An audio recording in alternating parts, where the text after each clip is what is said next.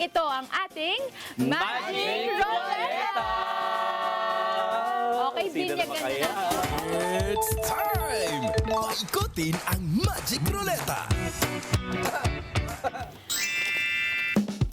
Okay, ipabinyag natin ang roleta sa ating guest, Kagawa Joey. Salamat po. Okay.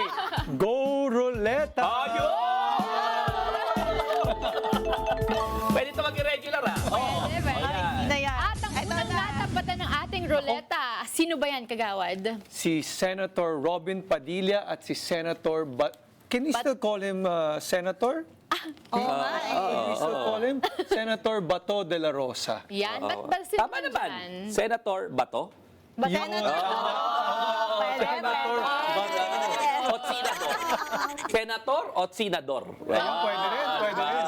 Ulahin mo, Pati. Anong tingin mo dito kay Robin? Bakit nga ba sila nasa balita ngayon? Natatandaan nyo ba na nung dati ang sabi ni Senator Bato de la Rosa, ang sabi niya, a sign of light is a sign of guilt. Guilt, diba? Talaga. Asan ang pagmamahal mo kay Tatay Diggs? Gaano mo kamahal si Tatay Diggs? Nag-iisa doon, no? Pwedeng-pwede mo namang samahan. Naiiyak pa yan. Naiiyak pa yan. Pag ganun-ganun pa yan di ba? Ano si tatay.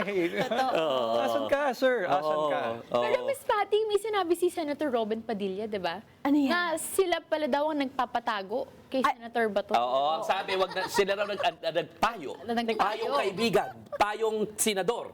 Diba? Na wag ka na lang muna magpakita. Sila daw nagsabing magtago. No? Ano masasabi mo doon? Ano ba yan? Bakit kayo tago ng tago? Harapin nyo. May pagkakataon kayong linisan ng pangalan nyo. May due process tayong tinatawag para sa inyo. Di ba? Ang due process parang lagi na lang sa mga Duterte. Hanggang doon lang. Go, go, go. Get this opportunity to clear your name.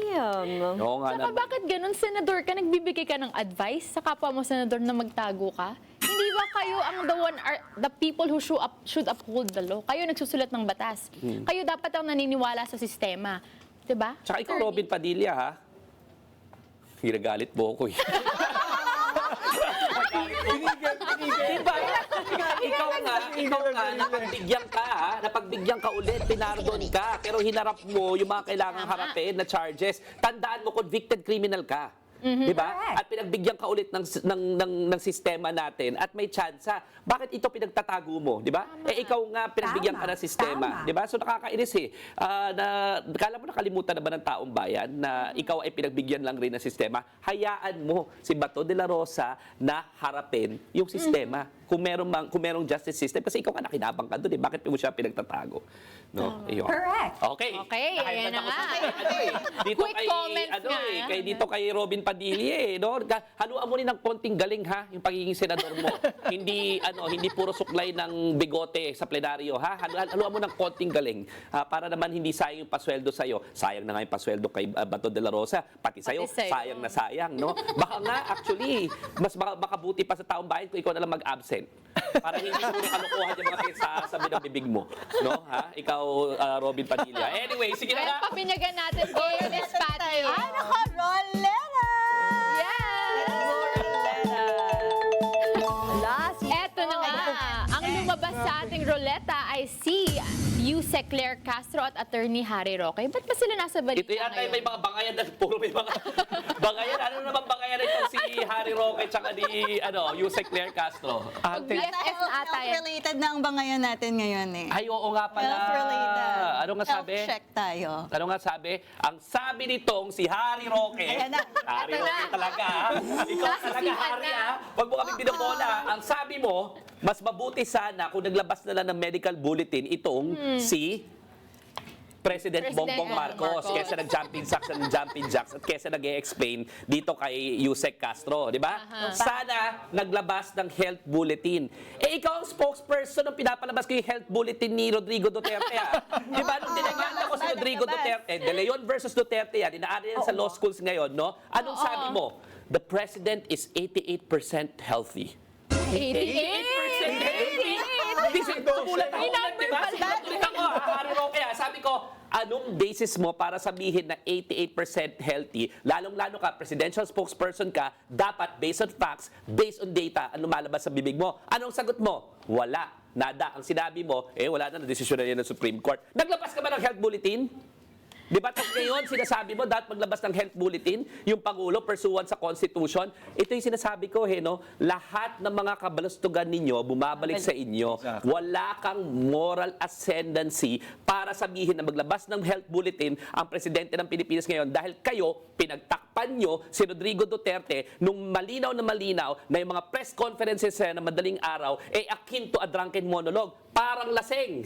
Hindi nga natin alam kung lalabas. Hindi nga natin naiintindihan yung dakit is dakit.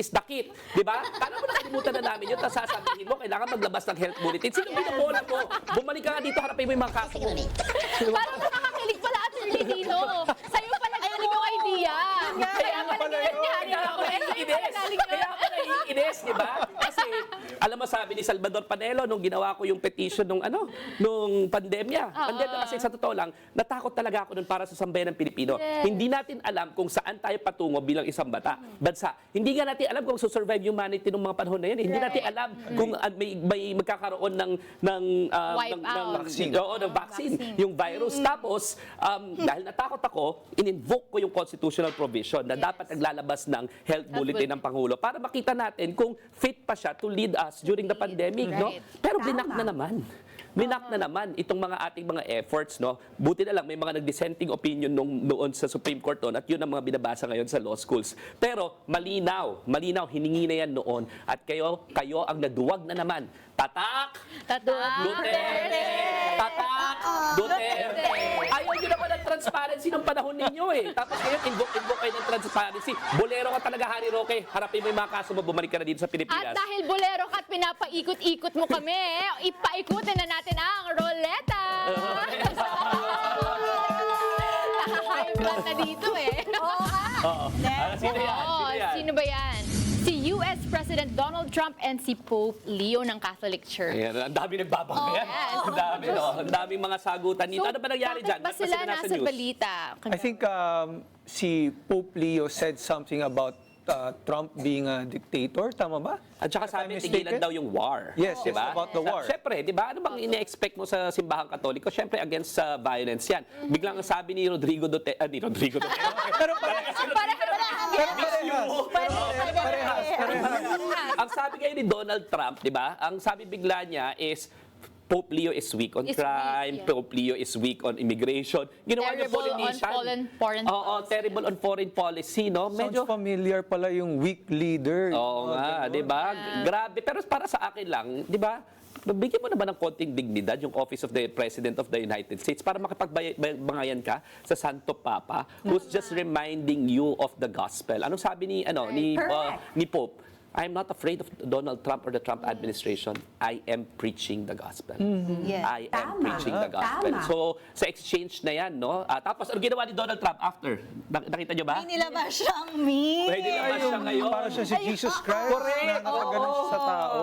Grabe no, parang Sabi wala namin talagang na hindi naman daw siya respeto si nagpapaka-Jesus Donald Christ Trump. doon. Diyan kasi, ang tinatawag natin dyan and kahit kay Rodrigo Duterte, no? Meron kasi silang narcissistic personality disorder. Hindi kasi ako nagsabi niyan, Ang nagsabi niyan, Regional Trial Court ng Pasig. Health Na meron bulletin? siyang antisocial personality disorder, meron siyang narcissistic personality disorder. This is a categorical finding of a trial court. Pareho sila ni Donald Trump, no? They can't take criticisms. They don't think that they will ever commit any mistake. No? At pagka pinapalalahanan sila ng tama, aatakihin nila yung taong yun as if wala talaga silang pagkakamali. Di ba? That is Sounds very family. authoritarian. Sounds Sounds family. family. No? Ay, ito pala si Donald Trump Si Donald Trump ay Duterte. Diba? Hoy, Pinoy mga pride. Amerikano, gaya-gaya ko kay Rodrigo Duterte, Kami, ito challenge ko sa mga Amerikano. Pinakulong na namin yung diktador na yon. Pinakulong na namin yung diktador na yon. Sana naman gawin niyo yan kay Donald Trump. Okay? Alright. Sige. Okay, ito na nga, paikutin na natin ang ating Roleta for another set of quick comments. Go, Roleta!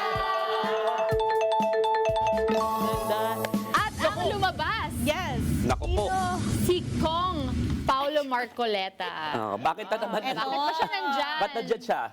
Miss Patty. Yan ba yung nandun sa sa House of Representatives? Yes, anak niyang isang senador. Oo nga. Ano bang recently, mga ano niyan, naniniwala pa ba tayo dito sa mag-abang ito? Di ba? Na-strike off yung kanyang statement during the impeachment proceedings Sa committee level. sa committee level. Kasi sabi, baka wala raw pong matira. Oo, matira. Baka, Kini-question niya yung reliability Ni Madriaga. ni Madriaga sa committee hearing. Pero before that, pinapatanggal niya lahat ng sinabi niya. Kasi nga, nababash na siya at nakikita inconsistent with the truth yung mga sinasabi niya. Tumpak. Kasi ito namang si Paulo Marcoleta, pumunta doon, may dalang script, binasa. Hindi ba siya nakinig nung hearing, nung nandoon sa Yes. Justice Committee hearing, doon sa mga nasagot na ni Mr. Ram, Madriaga, di ba? Tapos tinanong-tanong pa niya lahat, di man niya in-adjust. Kaya Diba? nakakainit ng ulo. Hindi mo ba gets kung bakit Scripted. tayo nandito, di ba? Scripted. Oo, scripted. Like father, like son. Oo, at saka 'di ba yung yung lagi nilang inaas yung credibility. Doon pa po 'yan sa trial, no? Yes. Ang ginagawa po ng Justice Committee ngayon mga clarificatory questions lang para ma-determine yung ebidensya. So we don't test the evidence yet at this point. Magkakaroon po niyan sa trial at magkakaroon ng chance sa cross-examine. At saka 'di ba pinapa-attend tong si Sara Duterte, hindi naman nag-attend. Pwede rin naman magpadala yung kanyang mga abogado ng questions pero hindi rin nagpadala. So, ang sasabihin ko lang dito kay Congressman Marcoleta, kung ayaw mong nasa strike out yung mga comments mo, lagyan po ng konting talino ang pagiging congressman. No? Hindi lang tuta ng mga Duterte at hindi lang tuta ng China. Kasi ang nagpapasweldo po sa inyo, sambayan ng Pilipino. Except kung meron kayong ibang mga gains na nakukuha sa China tsaka sa mga Duterte. Sana hindi, di ba? Dahil ang nagpapasweldo sa inyo sa bayan ng Pilipino, you should be defending Philippine interests and you should actually adhere to the Constitution. At ang nakalagay sa Constitution, hindi po nasususpend ang accountability just because meron tayong crisis no sa crudo. 'Di ba? The Constitution is not suspended at the time of crisis. In fact, pagka may crisis, kailangan mas merong accountability. Mas lalong i-hold yung Constitution. At dahil Okay. dyan, Attorney Dino, tayo ay mag-go Roleta! Okay. Oh! Ayan na nga, kagawad, sino ba yang Ito nasa ay roleta natin? Congressman Miao Barzaga. Ayan. Natatawa ko narinig ko yung hagik-hik mo dyan Pati. Bakit ka natatawa? Bakit ba? Isa pa to. Isa pang tatak Duterte din. Duterte. Hoy, tuwa-tuwa sila dyan. Ano yan? Isa yan sa mga hindi daw siya DDS. Actually, ang dami nila, Hindi daw sila DDS, pero tatak Duterte! Ay, pero nakita niyo yung nakodakan, di ba? Na ano? Nakodakan, di ba? Ang dami na diyang picture, left, right, center.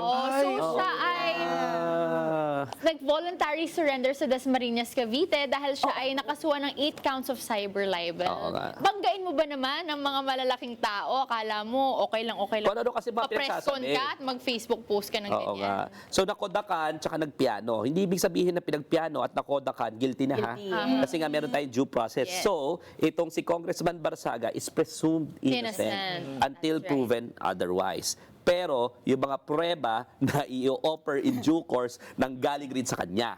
'Di ba? Kaya sa akin hindi po mahirap 'yan na ma-prove yung mga kung ano-ano niya mga pinagsasabi na bayaran daw ni Enrique Rason yung mga Enrique congressman. Rason, Yun mga yata, 'di ba? congressman. Para Yun yata, i-appoint si diba? Romualdez. Oo.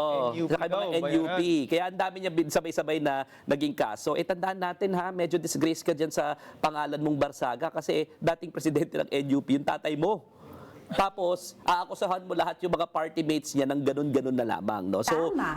medyo, ang balita ko di ba, sinusubukan kang pigilan ng pamilya mo pero hindi ka naman magpapigil-pigil 'di ba? So dahil nga ibang klase ka mag-isip, no? Kung nag-iisip talaga. Pero malinaw na troll, no? Ito ang tinatawag nating troll na subsidized ng taxpayers' money. Itong si Kiko Barzaga, pinapasweldo para maging troll. Pero when it comes to actual measures, when it comes to actual debates at hindi scripted at hindi puro antics, kulang.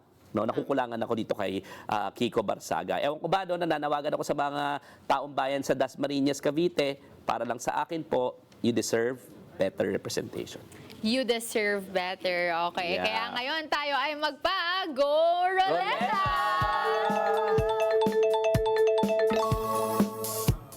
Sino to? Uy, Ayan. Zaldico. Ano namang balita kay Nasaan siya ulit? Zaldico? Nasaan siya ulit? Somewhere in Nasa Prague. Czech Republic. Checkmate siya. Oo nga. Ang sabi, di ba, sabi nahuli na daw? Pero dinideny kung nahuli. May nag-deny, di ba? Nakita ko yun sa Harry breaking Roque. news ko Si eh. Harry Roque lang ang nagdi-deny. Baka naman kasi he is 88% healthy. Siya lang ang nagdi-deny na nahuli daw. Oo, Si Zaldico. Si Zaldico, no? Well, magandang balita yan para ma-confirm natin kung siya ba talaga yung nasa video na yan. O, di ba? Yan, Oo. yan ang Ikaw ba talaga exciting yan? part. Oo. Gano'n nakakapal ang buhok ni Zaldico ngayon. Yan, oo. Kasi di ba sabi AI yan. Grabe kasi yung mga akusasyon niya. And para sa akin, kung totoo yan, kailangan managot ang dapat managot. Pero True. sumpaan niya dito sa Pilipinas para ma-cross-examine siya, no? So, let's take, para sa akin, let's take yung mga statements ni Zaldico with a grain of salt. Yeah. Para sa akin, kaduda-duda yan. Bakit? Kasi meron siyang natural incentive para iligtas at sagipin ang sarili niya. So, para magawa yun, kung sino-sino ituturo niyan, sabihin, mas mataas sa kanya. Di ba? Like for example, sabi niya, di ba, Presidente ng Pilipinas, Executive Secretary, kung sino-sino tuturuan niya na as if wala siyang kasalanan. Pero tandaan mo ha, ikaw yung appropriations chair.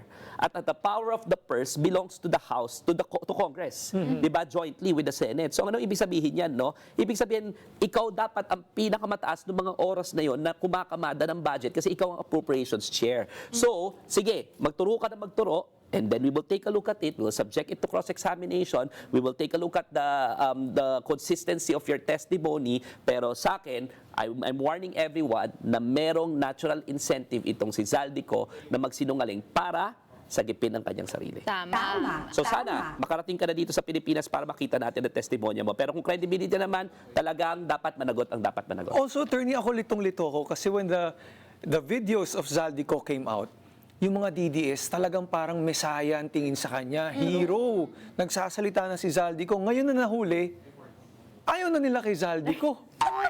Hindi daw totoong nahuli si Zaldico. Ano ba talaga? Iba na ang tono Ano ba nila. talaga? Nalilito ako eh, di ba? Oo, nung nagtuturo through a video, okay. Ngayon, baka naman kasi lumabas ang katotohanan. Oh, iba na kasi ang tono nila. They're changing their narrative. Ang sinasabi nila ngayon is, naku, na-coach na yan. Di ba? Hindi na natin paniniwalaan yan. Why are you so scared? Kung if you're after the truth, why are you so scared daw? Bakit sinisiraan nyo yung posibilidad na kung anong sasabihin ni Tanong mo sa akin kung bakit. Bakit? Why are they so scared? Ulitin mo Why yan. are they so O, scared? English, ayoko na. Hindi, kasi tandaan natin na ang mga paratang, according na rin doon sa mga insiders ng DPWH, di ba? Kasama na rin itong mga diskaya, nagsimula ang flood control scandal noong 2016. Noong 2016 pa lamang. In fact, kung titingnan mo, mas pinakamalaking na-allocate at nailabas na pera sa DPWH tsaka dito sa mga flood control projects from 2016 to 2022. Hindi ko sinasabing wala sa 2022 to onwards, malaki rin. Diba? Kaya nga lahat yan imbestigahan. Pero ibig sabihin lang rin nito, may kinakatakutan yung nakaraang administrasyon. Tama. Dahil nga, isa sa pinakamalaking nailabas na pera, panahon ni Rodrigo Duterte. No? 2016 pa lang, yung CLTG Builders, ilang bilyon na. Tandaan natin. CLTG, Christopher Lawrence Tesoro Go. Diba? Oo. Kung buo talaga. Yung paano pa? Yung kay Pulong, ay kay ano, 'di ba? 52 million ba? 51 billion. 51 billion yung infrastructure na hindi mo naman makita kung ano yung mga infrastruktura doon, no? Na nagbabaha pa rin sa Davao City. So malinaw na meron ding kinakatakutan ang nakaraang Duterte administration. At dahil dyan, Attorney Dino, marami pang juicy na pangyayari kay Zaldico. Pero ngayon, tapusin muna natin ang ating roleta. Kaya kagawad, Joey, Go roleta! Kala ko tapos na. Ino, ready ka na ba?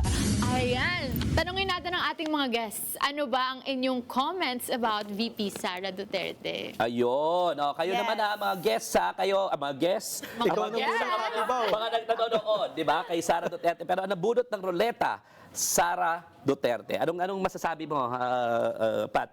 You know, we have to be kind. Okay. Napanood tayo sa video. Plan Be B. kind. Because, in life, we need a plan A, a plan B, and a plan C. Let's see kung asaan na ang plano sa mga kaganapang ito. Madam Vice President, are you ready? The bloodbath is waiting for your tapang na lang. Yan.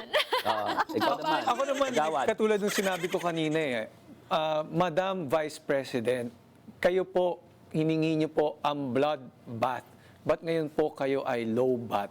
Ano po ang nangyari? Diba? Binibigyan po kayo ng due process, binigyan po kayo ng pagkakataon, at meron po kayong 16 lawyers. Hindi ko po alam kung pro bono yun, parang Hindi. hindi ba? Imposible. Di ba? Imposible. Attorney, wala silang pera. Hindi ako naniniwala. Wala na- silang pera, yan. attorney, Oo nga. 16 lawyers Oo. na sobrang big names, di ba? Bakit po inaharang nyo mapunta sa trial? Kung kayo po ay confident, yung naratibo po ninyo na peke naman yung mga ebidensya, mahina ang lahat na nangyayari, lahat ng sinasabi nila peke, ay pag maganda nga yan, tatakbo kayo di ba? Kung maklear kayo, di tapos na usapan. So, yun lang, Madam Vice President.